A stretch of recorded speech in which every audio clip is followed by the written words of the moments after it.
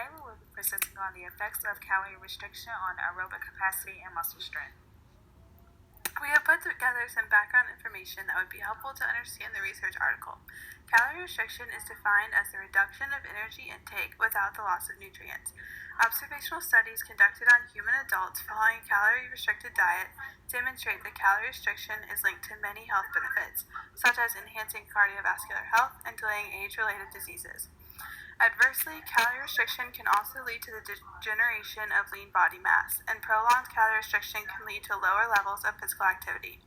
Studies in the past suggest that a combination of the loss of physical activity and muscle mass due to caloric restriction can lead to a decline in cardiorespiratory fitness and muscle strength. The lower levels of physical activity could be due in part to receiving inadequate amounts of energy, resulting in fatigue.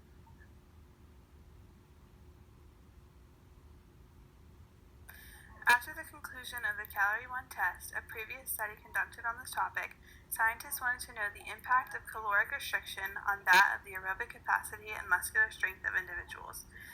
Scientists were under the impression that restricting caloric intake would negatively impact the aerobic capacity as well as muscular strength. This study was the first randomized controlled trial of calorie restriction on human adults. To examine the effects of a prolonged period of calorie restriction on aerobic capacity and muscular strength was the purpose of this study.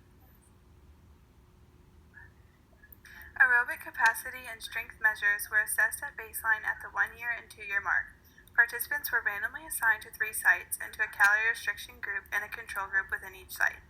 Calorie restriction intervention and study procedures were uniform across the 3 study sites. The study was approved by the IRB in each site. The IRB is an institutional review board in charge of reviewing research involving human participants. Those who signed up were screened for eligibility. Eligibility requirements were as follows. BMI had to be greater than 22 and less than 28.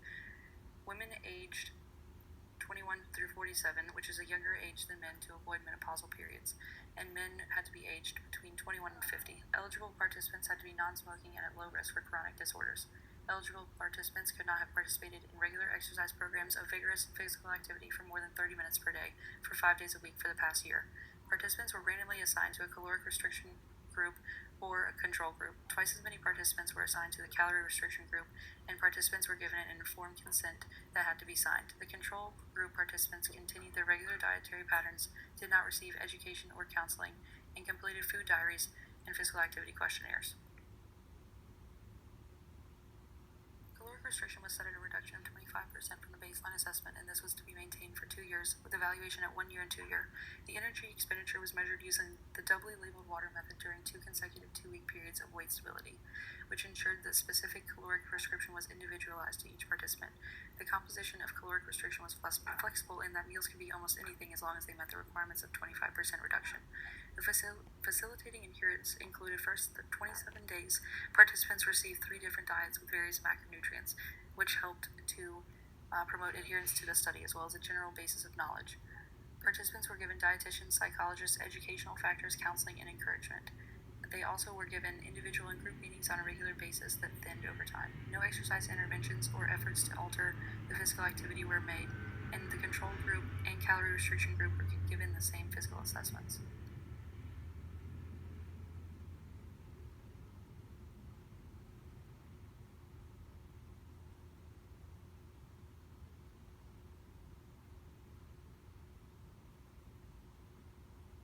Methods and measurements were as follows. The whole body mass was measured on a calibrated scale in the morning in a fasted state. The lean body mass was measured using DEXA and a standardized protocol. Physical activity energy expenditure was measured on the formula AEE equals TDEE minus RMR minus TEF. The dietary protein intake was measured by 6-day food diaries. The aerobic capacity was measured with the Cornell incremental treadmill scale. Muscular strength was assessed with the participants performing 3 maximal repetitions at 75% after a 10-minute warm-up on a stationary bike. They then waited 5 minutes before assessing endurance, which included 30 repetitions of knee extension and flexion, and this was computed on a muscle fatigue index.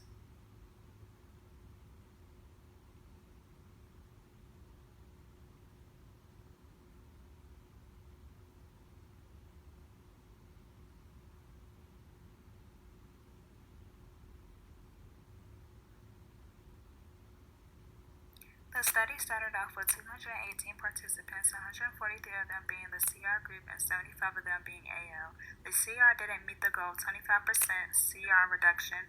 Instead, they only had an 11% reduction. The study of the participants is inconclusive of the original plan because the CR groups did not meet the original goal. For physical activity expenditure, absolute AEE decreased significantly in the CR group. Within the group, there was a difference between males and females, with females having a less margin of error. There was no significant difference when it came to relative AE. The normal weight BMI is 18.5 to 24.9, while in the study the normal weight is classified as 22 to 25 kgm. The overweight BMI is 25 to 29.9, but in the study is 25 to 28 kgm. 48% of the subjects were normal weight at baseline, while 52% were overweight at baseline. Whole body mass, lean body mass, and leg lean mass decreased in the CR group. As their whole body mass decreased, their lean body mass decreased significantly. On the other hand, the treadmill times increased significantly for both males and females. This chart from the article shows the results for body mass, lean body mass, and lean leg mass.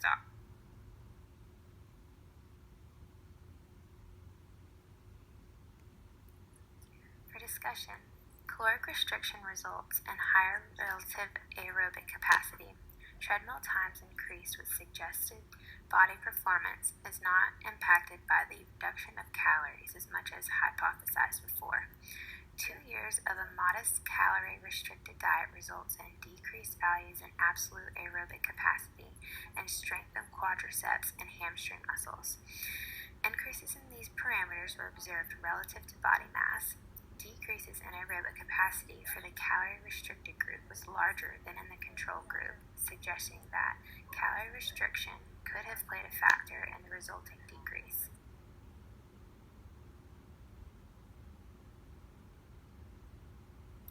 Need for future studies.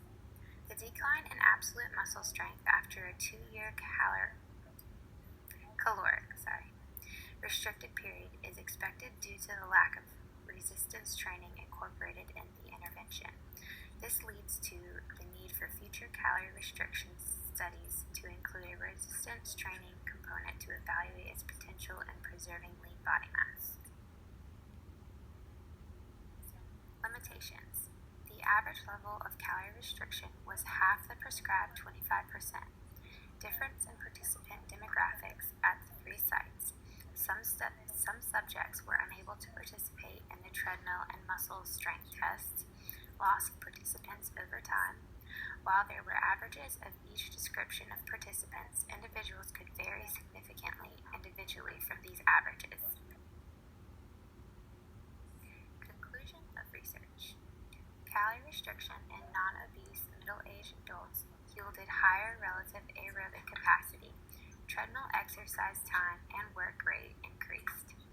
Long-term restriction, as long as it is modest, does not adversely affect cardiorespiratory function in healthy adults. And lastly, practical use. Individuals engaging in calorie-restricting diets should consider the negative effects on muscle mass before proceeding. Calorie deficient diets should not be used for those who participate in bodybuilding, Olympic lifting, or those wanting to experience muscle hypertrophy